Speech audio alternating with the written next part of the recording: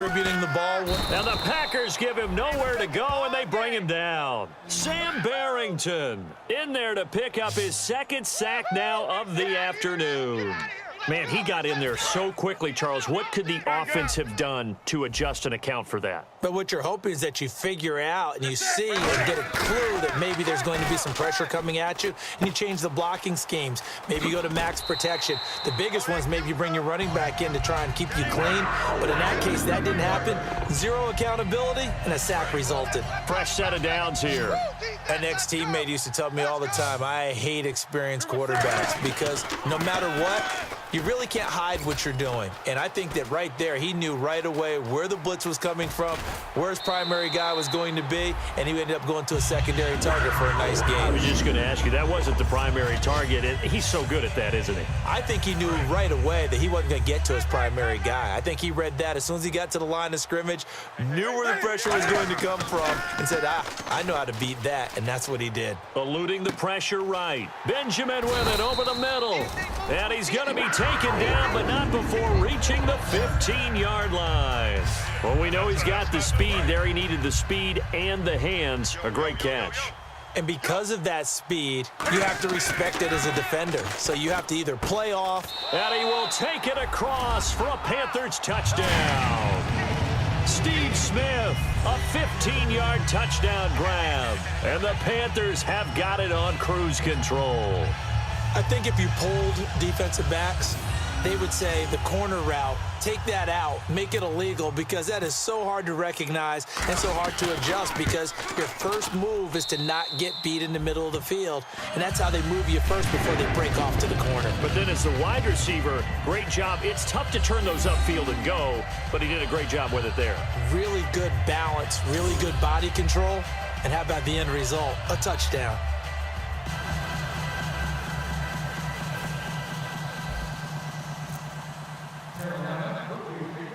Gano now following the touchdown here to kick it away. This is fielded at the goal line.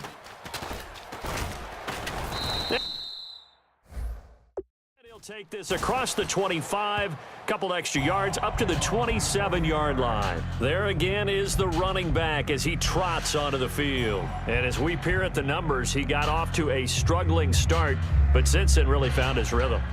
And I think that comes together with not just the halftime adjustment.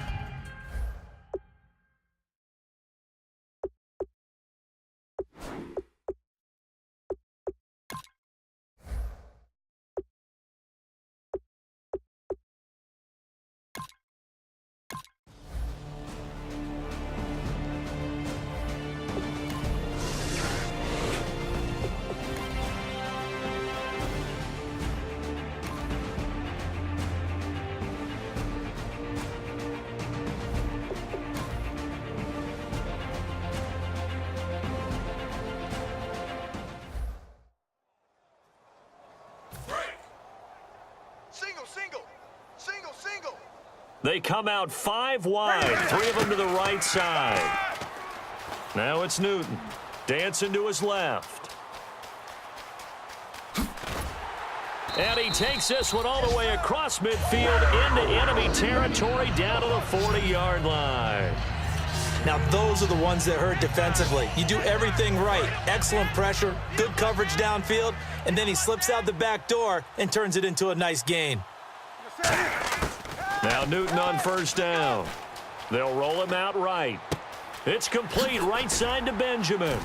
And he gets this one all the way down inside the 20-yard line. It goes as a pickup of 23. And it'll be first down Panthers. Okay, so now the question, how did he get that wide open? Well, we both know that he shouldn't, because from the time they handed out scouting reports before this game, he was circled, starred, everything. Find him, cover him. But sometimes you can scheme a guy open. You put the receivers in a bunch. Maybe you move some motion. Maybe you put them on the backside of a formation, and all of a sudden you've got a better matchup. Every now and then, the offensive guys, they figure a way to get him open, even with everyone keeping eyes on him. And that's certainly a guy they want to keep trying to scheme open. His pass caught at the 4. And he'll be brought down here at the 3-yard line. 7 yards on the pickup there, and now they've got it 1st and goal. And a good quarterback facing zone coverage. If he has just a little bit of time to survey the scene, that's what's going to happen. No doubt about it. If there's no pressure, he's going to continue to pick them apart because he'll throw it across his body, and it's intercepted. Picked off by the Michigan man, Jake Ryan. And a big turnover there as his guys will get the football back. Now the Packers get set to go. And down on the scoreboard, certainly needing to avoid what happened on the last drive, punting the football. Sense of urgency has to take over for them here. They know the score. They know the situation. And by the way, the punter no longer exists for their offense. That's how they have to treat this drive. They need points. Big time. We just saw another example of how the defense is winning this game. Really at the point of attack, the offensive line is just getting pushed around. I think now as a play caller, you've got to give them a little bit of help. Maybe you keep your tight ends a little bit more.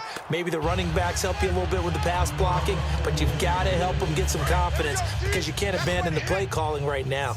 Well, the pressure, the hits, the sacks have been coming at him all game long. I'm frankly surprised that they haven't found a solution yet to create more time for him to throw it. Or maybe a fight for the football, and it's intercepted. A great read, and it's picked off. And they take over. They'll set up shop at the 46-yard line. I tell you, you don't have press conferences when you sign guys like this. But he's been a real difference maker so far. That's now 2 interceptions for him in the game. And when you're getting contributions up and down your 53-man roster, you're going to be all right. And over the middle to the tight end, Bennett.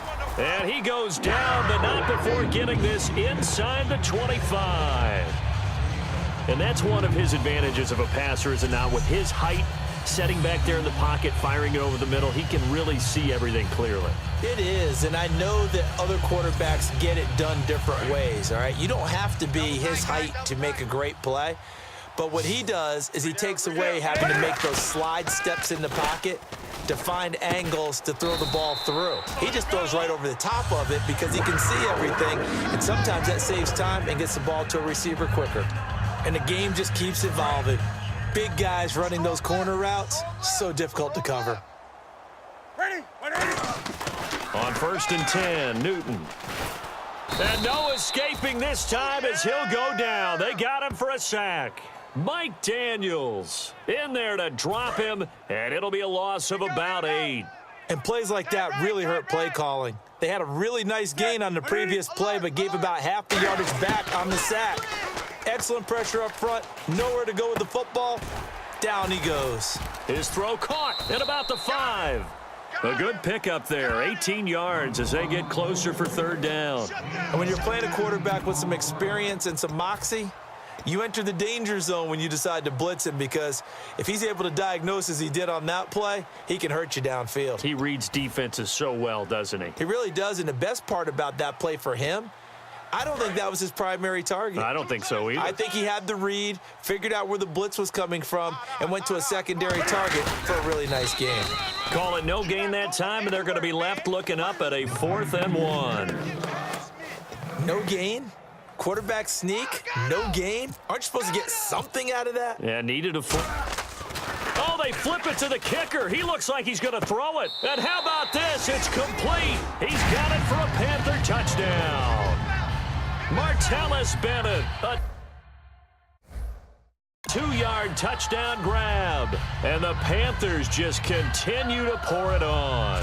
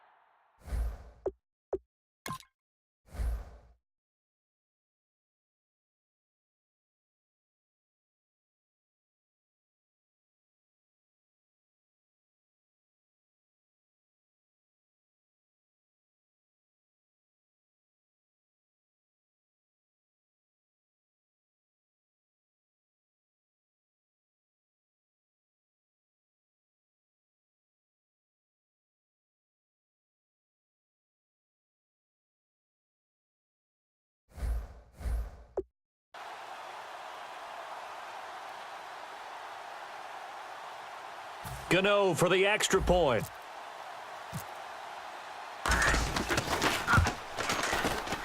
And the lead grows even larger here in the third quarter.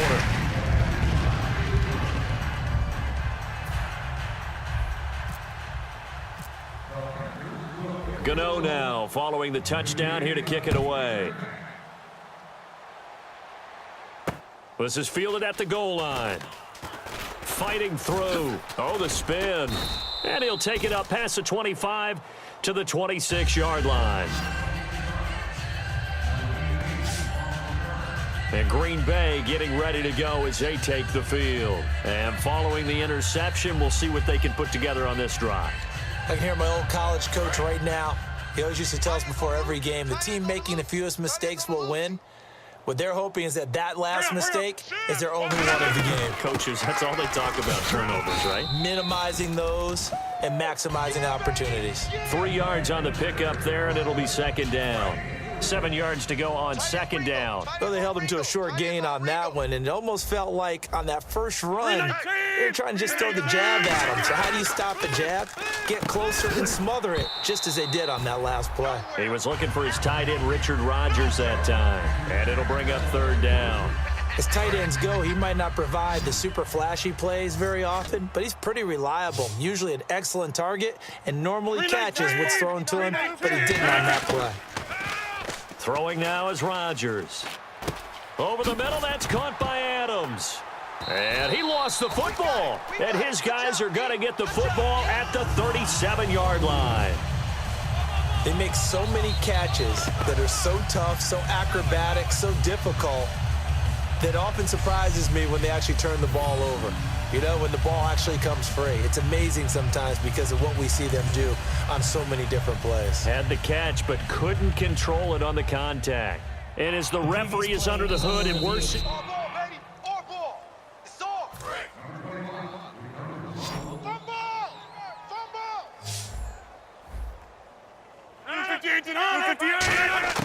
Rodgers now on first down. He's got time in the pocket. He couldn't quite hold it. Got hit. Ball pops out. Incomplete. Everything about that play tells you about today's NFL offenses and what they're asking out of running backs. You can't just be a guy who can run the football. You have to be able to catch it as well, and he didn't get that done on that play. Rodgers again here on 2nd and 10. And Rodgers has it over on the right side. That catch good for only a yard, and it'll be third down. Got to give credit where it's due. Really nice defense on that play. The pitch and catch was successful, but not any run after it.